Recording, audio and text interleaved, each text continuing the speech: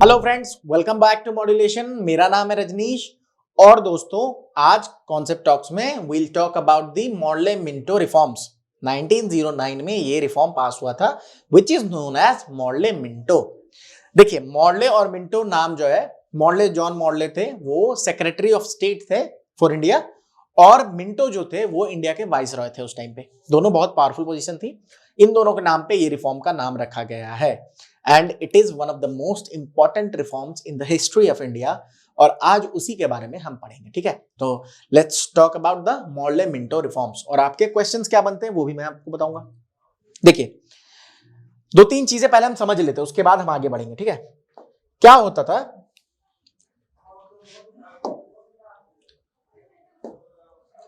India का जो governance system था उस टाइम पे, उसमें दो तीन चीजें थी। एक provincial legislative council, provincial legislative council,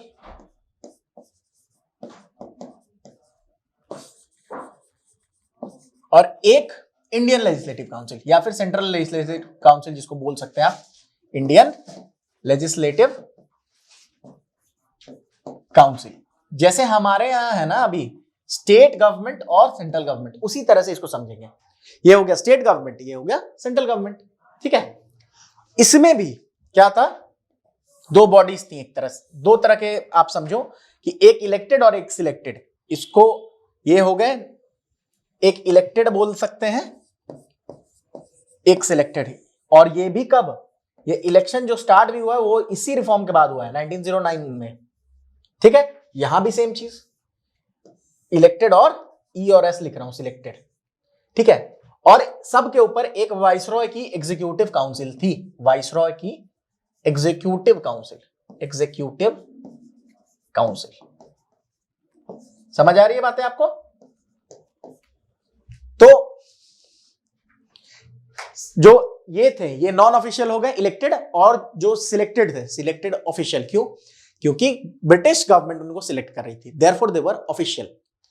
same चीज यहां थी, तो प्रोविंशियल हो गया और इंडियन लेजिस्लेटिव काउंसिल, दोनों में सिलेक्टेड इलेक्टेड, सिलेक्टेड इलेक्टेड, और वाइसरॉय की एक एग्जीक्यूटिव काउंसिल थी। ये आप समझ गए होंगे, इस ये स्ट्रक्चर था उस टाइम।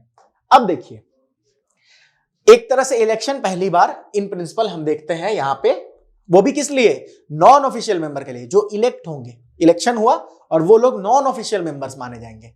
ठीक है, उनके लिए ये पहली बार ओपन हुआ, और इंडियंस जो इंडिया के लोग थे वो पार्टिसिपेट कर सकते थे फॉर द फर्स्ट टाइम। ठीक है, लेजिस्लेटिव काउंसिल के चुनाव में। इसमें एक चीज जो सबसे बड़ी दिक्कत आ रही थी, दिक्कत क्या मतलब, जो विच showed the seats of communalism in India, वो यही जो है रिफॉर्म था। बिकॉज इसमें मुस्लिम्स के लिए सेपरेट इलेक्टोरेट दे दिया गया कि ये जो सीट्स हैं यहाँ सिर्फ मुस्लिम जो है खड़े हो पाएंगे और सिर्फ मुस्लिम्स ही वोट करेंगे उनके लिए। ठीक है, मुस्लिम्स सिर्फ मुस्लिम्स के लिए वोट कर सकते हैं, तो ये सेपरेट इलेक्टोरेट फॉर मुस्लिम, ये इस प्रोविजन से है, इसी एक्ट के प्रोविजन से। ये 1909 में होता, और इसी कारण से लॉर्ड मिंटो को फादर ऑफ कम्युनल इलेक्टोरेट कहा जाता है। याद रखेंगे, who is known as the father of communal electorate, lord Minto.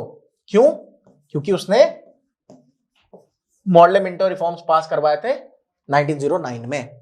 ठीक है, तो इस चीज को याद रखेंगे, फादर ऑफ कम्युनल इलेक्टोरेट। उसके बाद इंडियन लेजिस्लेटिव काउंसिल मतलब सेंट्रल, और प्रोविंशियल लेजिस्लेटिव काउंसिल मतलब स्टेट, दोनों में मेंबरशिप जो है उसको बढ़ाया गया था। पहले जो थी मेंबरशिप उसमें बढ़ाया गया था। साथ में नॉन ऑफिशियल मेजॉरिटी इंट्रोड्यूस हुआ, कहां, प्रोविंशियल। देखिए, एक तरह से स्टेट में आप इलेक्शन करवाओगे, मतलब प्रोविंशियल लेजिस्लेटिव काउंसिल के लिए वो लोग नॉन ऑफिशियल होंगे, और इलेक्शन भी आप जो करवाओगे वो ऐसे नहीं कि सबको वोट कर सकते हैं, एक इलेक्टोरल बॉडी बनी थी।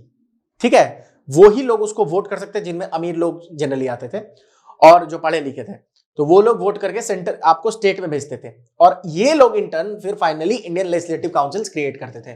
जैसे आज राज्यसभा में ना स्टेट से होके जाते हैं, वही चीज उस समय वहां पे थी। लोकल बॉडीज एक इलेक्टोरल कॉलेज जो है इलेक्ट करते थे, और वो कॉलेज जो है फिर प्रोविंशियल लेजिस्लेचर में इलेक्टर के लोगों को भेजते थे, समझे, और फाइनली वो लोग सेंट्रल लेजिस्लेचर में लोग भेजते थे। फिर से क्लियर कर रहा हूं कि सबसे नीचे क्या होता था, कुछ लोग हैं, कुछ अमीर लोग हैं, पढ़े लिखे लोग हैं, वो लोग एक इलेक्टोरल कॉलेज बना रहे हैं, मतलब एक तरह समझिए एक ग्रुप है, वो लोग वोटिंग करते थे, और इससे जो लोग इलेक्ट होते थे वो जाते थे प्रोविंशियल लेजिस्लेटिव काउंसिल में, मतलब स्टेट में। और फिर क्या होता था कि ये जो स्टेट वाले हैं ना, ये लोग फिर आपस में मिलके फिर भेजते थे कहां, ऊपर Indian council, Indian legislative council या सेंट्रल लेजिस्लेटिव काउंसिल में। ठीक है, तो ये प्रोसेस था उस समय। साथ में लेजिस्लेचर को कुछ पावर दिए गए कि वो कुछ क्वेश्चंस पूछ सकती हैं, साथ में कुछ रेजोल्यूशन पास कर सकते हो। और बजट जो था, बजट कौन पास कराएगा, गवर्नमेंट पास कराएगी। गवर्नमेंट किसकी है, ब्रिटिश की है। तो अभी तक बजट जो पास हो गया, आप कोई क्वेश्चन नहीं पूछ सकते थे। लेकिन कुछ आइटम्स पे, कुछ सेपरेट आइटम्स पे आप उस समय वोटिंग कर सकते थे कि इसको कम किया जाए, बढ़ाया जाए, ये सारी चीजें, लेकिन बहुत कम आइटम्स पे।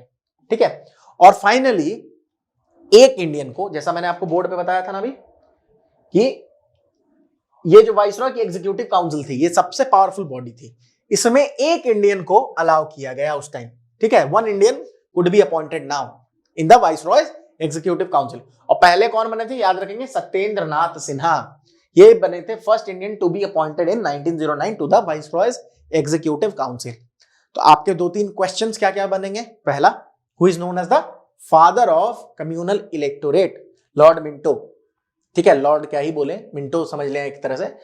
लॉर्ड मिंटो कौन थे, वाइसरॉय थे इंडिया के। ठीक है, उनके नाम पे आप दिल्ली में एक रोड भी है, मिंटो रोड। ठीक है, उसके बाद आप बात करेंगे कि फर्स्ट टाइम इलेक्शन कब इंट्रोड्यूस हुआ, मॉडले मिंटो रिफॉर्म्स 1909। तीसरा क्वेश्चन जो बनता है, when were Muslims given separate electorate, Morley Minto reforms 1909। ठीक है, साथ में who was the secretary of the state at that time, तो जॉन मॉडले मिंटो, मॉडले हो गए सेक्रेटरी। उसके बाद आपको जो मैंने बताया उसमें क्वेश्चंस क्या चांसेस कम है। जो 5वां क्वेश्चन मेनली बनेगा वो ये बनेगा कि who was the first Indian to be appointed to the viceroy's executive council. The answer would be Satyendra Nath Sinha, SN Sinha. तो इतनी चीजें आपको ध्यान रखना है। और जैसा मैंने बताया कि इस रिफॉर्म ने कहीं ना कहीं, इसने ही बीज बोए थे कम्युनलिज्म के। क्योंकि आप देखिए, उससे पहले आप जब पढ़ोगे 1909 है, इससे पहले आप बंगाल स्प्लिट को पढ़ोगे, बंगाल विभाजन। और बंगाल विभाजन भी किस लिए किया गया था, बोला गया था, रीजन ये दिया गया था कि वो स्टेट बहुत बड़ा है। ये बात सही भी है, गलत नहीं है। क्योंकि उस समय बंगाल का मतलब था कि आज का वेस्ट बंगाल, बिहार, उड़ीसा, साथ में प्रेजेंट डे बांग्लादेश, एक पूरी कंट्री। और यही कारण है कि जब ध्यान से देखोगे तो बांग्लादेश जो है वो, उसको जब ये हमने 1947 में ये जब अलग हुआ तो इसको वेस्ट पाकिस्तान कहा जाता था, ईस्ट पाकिस्तान कहा जाता था। और अभी जो पाकिस्तान है, देखिए, इंडिया, पाकिस्तान, बांग्लादेश, ऐसा है ना। तो इस पोर्शन को जो आज के डेट में पाकिस्तान है उसको वेस्ट पाकिस्तान कहा जाता था और इसको ईस्ट पाकिस्तान, है ना। और इंडिया के अगर आप संदर्भ में देखेंगे तो जब बंगाल जब तक विभाजित नहीं हुआ था तो इसको ईस्ट बंगाल कहा जाता था, ईस्ट बंगाल, क्योंकि बांग्लादेश ईस्ट में है और बाकी पोर्शन को वेस्ट बंगाल कहा जाता था। और उसी कारण आज भी इंडिया में जो स्टेट है उसका नाम वेस्ट बंगाल है, जबकि वो इंडिया के ईस्ट में है। बात समझ आई, वो वेस्ट बंगाल उसका नाम है, but it is in the eastern side of India. ठीक है, और इसीलिए गवर्नमेंट ने ये मांग भी की है कि बंगाल का नाम वेस्ट बंगाल से हटा के बंगाल कर दिया जाए। ठीक है, तो ये विभाजन किया गया था किस लाइंस पे, ये कारण दिया गया था कि बहुत बड़ा है, बट मेन कारण क्या था कि ये रिलीजियस बेसिस पे उसको तोड़ना चाहते थे। क्योंकि Bengal was the nerve centre of Indian nationalism, वहां से लोग निकल के आ रहे थे, सूर्य सेन हो गए, आपको सुभाष चंद्र बोस हो गए, इन तरह के लोग जितने भी थे, बंगाल कहीं ना कहीं एक तरह से ये फैक्ट्री बन चुकी थी कि नेशनलिस्ट लीडर्स को प्रोड्यूस करने का। ठीक है, तो इसी कारण से वो तोड़ रहे थे उसको, और तोड़ ऐसे रहे थे कि मुस्लिम्स को अलग कर रहे थे और हिंदू को अलग कर रहे थे। ठीक है, और यही चीज यहां भी की गई थी कि सेपरेट इलेक्टोरेट मुस्लिम्स को दे दी गई। इसको बाद में और एक्सटेंड भी किया गया है, जब आप बाद के रिफॉर्म्स देखोगे और ज्यादा सेपरेट इलेक्टोरेट जो है और लोगों के लिए भी, सिख के लिए, इन लोगों के लिए अलग कर दिया गया था। ठीक है, जिसके लिए पूना पैक्ट हुआ था, जब दलितों के लिए अलग इलेक्टोरेट की बात की गई थी। ठीक है, तो दिस सोड the seeds of communalism in India. और यही है मॉडल मिंटो रिफॉर्म, और जो 4-5 क्वेश्चन बनेंगे आपके एमसीक्यूज के वो मैंने आपको डील कर दिए। ठीक है, चलिए, आई होप आपको चीजें समझ आ रही होंगी। If you like our work and if you get information regarding your CUET examination, please do like our channel, follow करें, थोड़ा सा सब्सक्राइब कर दें हमारे चैनल को और दोस्तों के बीच में शेयर कर दें। कमेंट करें, आपको जो भी डाउट्स हैं या जो भी आप चीजें बनाना चाहते हो कि हम उस पर कोई वीडियो बनाए, आप कमेंट कर सकते हैं। प्लस हमसे जुड़ने के लिए या हमारे कोर्स के बारे में और जानकारी चाहिए तो modulation.in या modulation 2.0 ऐप पे जा सकते हैं। हमारे नंबर पे भी कॉल कर सकते हैं अगर आपको कोई डाउट है, कोई क्वेरी है तो 9015781999 पे।